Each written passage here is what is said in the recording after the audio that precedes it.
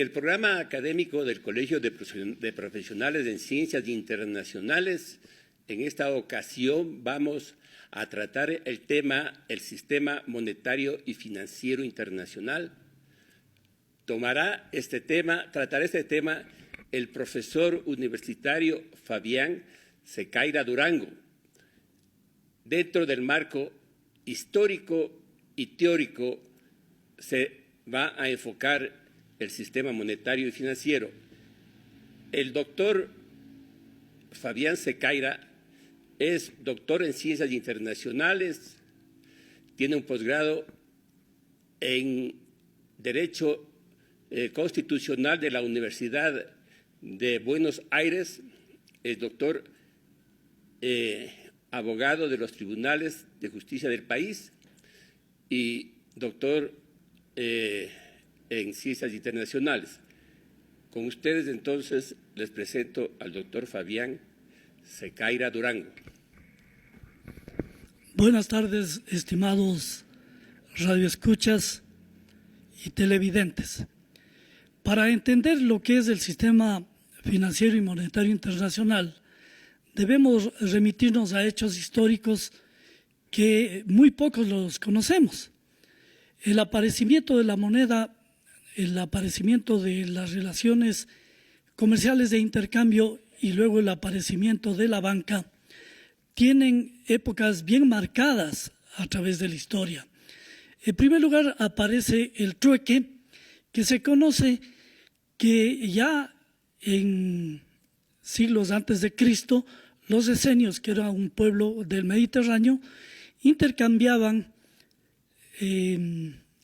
rocas sacadas de las montañas de España que contenían hierro y las llevaban hasta las playas del imperio cartaginés, Cartago, Tiro, a las costas de Egipto llegaron y se cree que llegaron también a Inglaterra. Entonces las dejaban únicamente en el borde de la playa, no hablaban con nadie, no trataban con nadie, y no tenían problemas de lenguaje porque solamente la dejaban. Al siguiente día regresaban y encontraban que si les había interesado, se habían llevado y en su lugar dejaban otros productos, otros materiales, como por ejemplo el estaño. Y con el estaño más el cobre que también explotaban, fabricaban el bronce. Y sus manufacturas de bronce son muy apreciadas hasta ahora, que se ha hallado en los trabajos de los arqueólogos, ¿no? Entonces, el trueque también fue utilizado desde la época de los cavernícolas, que intercambiaban herramientas hechas de piedra y de hueso o armas por productos agrícolas o de animales fruto de la pesca y de la caza de otras tribus.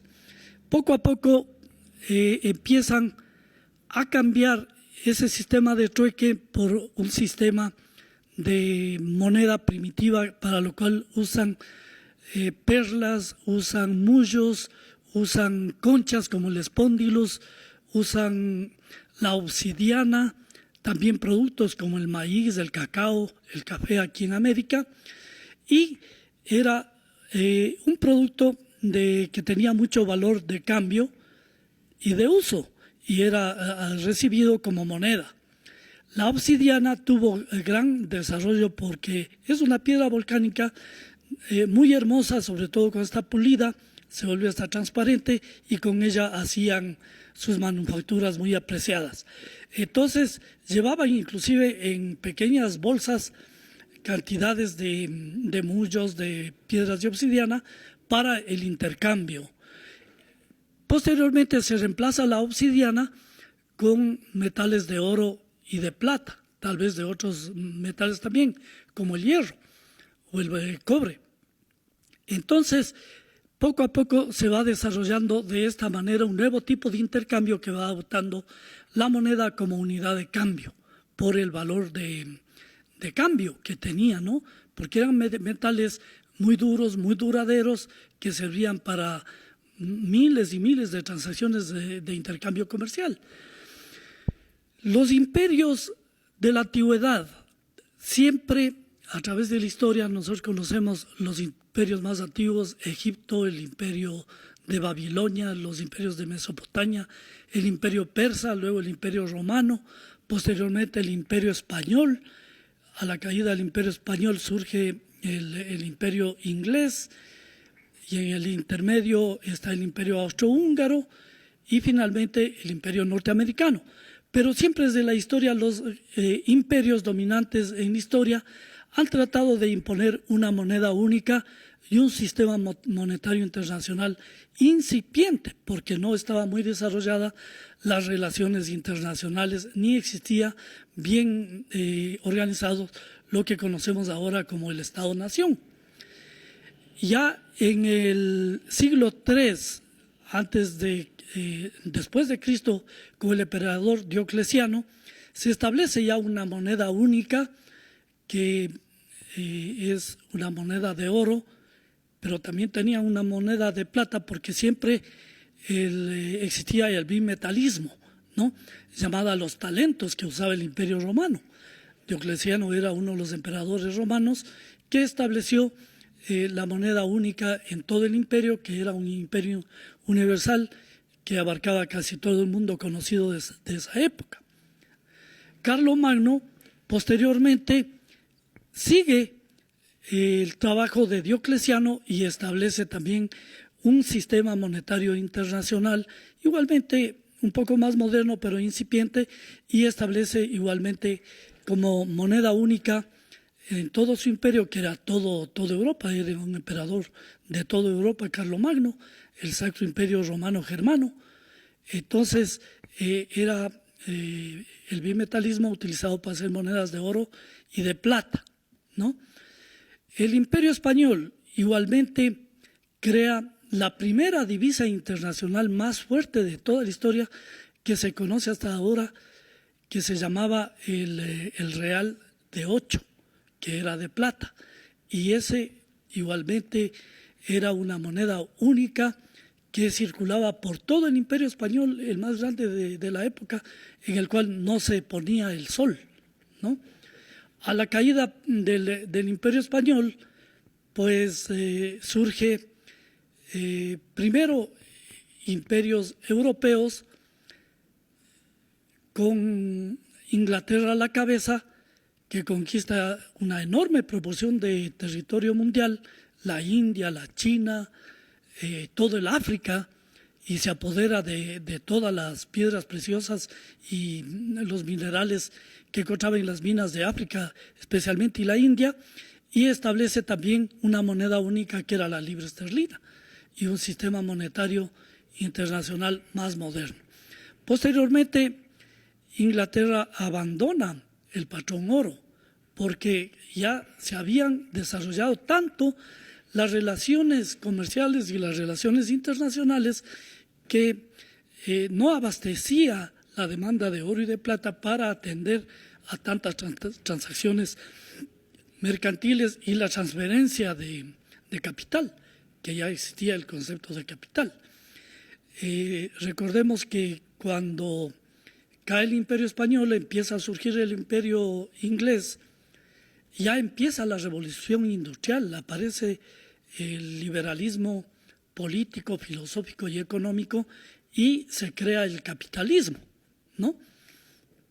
Bien, entonces el Imperio Austrohúngaro igualmente mantenía el patrón oro y dominaba, pero se produce la Primera Guerra Mundial, y con la Primera Guerra Mundial viene una destrucción tremenda de todos los países europeos especialmente, y se realiza la primera intervención de Estados Unidos como potencia económica y potencia bélica mundial, que se impone en los encuentros bélicos y permite que se gane la guerra a Alemania, ¿no? Y se le impone una tremenda carga de pago de la deuda de guerra por la destrucción a Alemania, y se crea la Sociedad de Naciones, y tratando también de implantar un sistema monetario de moneda única a base del patrón oro, ¿no? Bien, después, casi enseguida, se produce la Segunda Guerra Mundial, igualmente se enfrentan las grandes potencias. Alemania se apodera de la mayor parte de Europa y de sus grandes riquezas, y seguía subsistiendo el patrón oro, y los enfrentamientos con Inglaterra no se hacen esperar. Interviene Estados Unidos, finalmente ganan la guerra, y en 1944 se reúnen las potencias que ganaron con otros países adherentes para crear una organización de naciones que reemplace a la Sociedad de Naciones, que había fracasado, porque no pudo impedir que se vuelvan a producir las guerras mundiales. Entonces nace la ONU, Organización de Naciones Unidas, y adoptan la Declaración de Derechos Humanos. En 1946 se reúnen los mismos países en Bretton Woods, que es una ciudad de Estados Unidos, y deciden crear ya un sistema monetario y financiero internacional con todas las características que son las mismas que las vivimos en la época actual.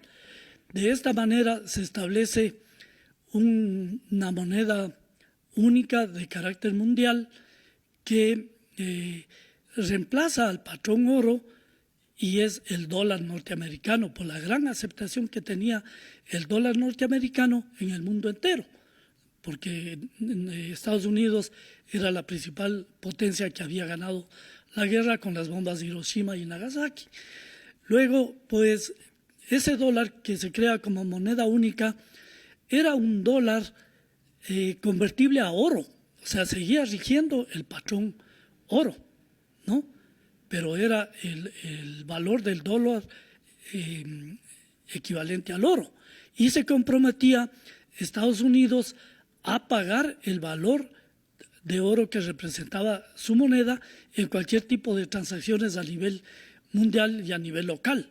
Y esto sigue subsistiendo hasta 1972, en que se produce la guerra de Vietnam, en donde Estados Unidos es derrocado y se produce una tremenda inflación en Estados Unidos por los gastos inconmensurables que realizó en la guerra de Vietnam. Aparte de eso, una inflación tremenda, pérdida de empleo, entonces se va depreciando ya el dólar. Y Richard Nixon resuelve dar por terminado el patrón dólar, ¿no? Y hay una situación muy interesante que se puede diferenciar entre el patrón oro con el patrón dólar, porque el patrón oro es de una moneda física de oro, ¿no? Pero en cambio el patrón dólar no es el valor de la moneda física, que antes era de plata enteramente, pero luego son aleaciones de varias monedas. Entonces era una moneda de carácter fiduciario, que el valor estaba representado más en documentos, en papeles, ¿no?, que en el valor físico de la moneda. Bien, entonces, pero como repito, siempre las reservas monetarias de oro eran las que garantizaban que funcione el sistema. Pero como ya no existían tantas reservas monetarias en Estados Unidos ni en el resto de países, pues se abandona definitivamente el patrón oro y se adopta el patrón dólar, un patrón de moneda fiduciaria. Bueno, se recuerda que después de la Segunda Guerra Mundial, Estados Unidos se llevó las reservas de oro de Japón, de Alemania y de muchos otros países, que se cuentan las teorías conspirativas, dicen que hasta esta fecha no devuelve, ¿no? Y seguramente no devuelve porque tuvo que incurrir en enormes gastos. Se gastó toda la reserva monetaria de oro y de plata para la guerra, para la Segunda Guerra Mundial, para construir las bombas atómicas, para pagar sus gastos, etcétera. Y al traerse esas reservas de los otros países, pues estaba compensando y cobrando lo que invertía en el plan Marshall y todo eso para la reconstrucción de Europa, de Alemania, Japón, etcétera. Bien, últimamente nosotros encontramos que el sistema financiero y monetario internacional creó dos instituciones de mayor importancia, porque existen también otras instituciones. La primera es el Fondo Monetario Internacional, que es la que garantiza la estabilidad de un sistema monetario y financiero internacional y el valor, la convertibilidad de las diferentes monedas que existen en el mundo, unas fuertes, otras débiles. Las fuertes se llaman divisas y las débiles pues son monedas locales que se devalúan continuamente. Por ejemplo, el peso colombiano y el peso argentino se han devaluado estrepitosamente en los últimos años, mientras que otras monedas se reavalúan, como por ejemplo fue el caso en su época de la rupia de la India, del yen, del yuan, en los países asiáticos, y últimamente con la guerra comercial y tecnológica desarrollada por Donald Trump se ha reapreciado el dólar, ¿no? Bien, entonces el otro organismo que creó el sistema financiero monetario internacional fue el Banco Mundial, y el Banco Mundial tiene como función entregar créditos a los países que están en problemas para tratar de equilibrar su economía y solventar sus actividades financieras y de intercambio internacional.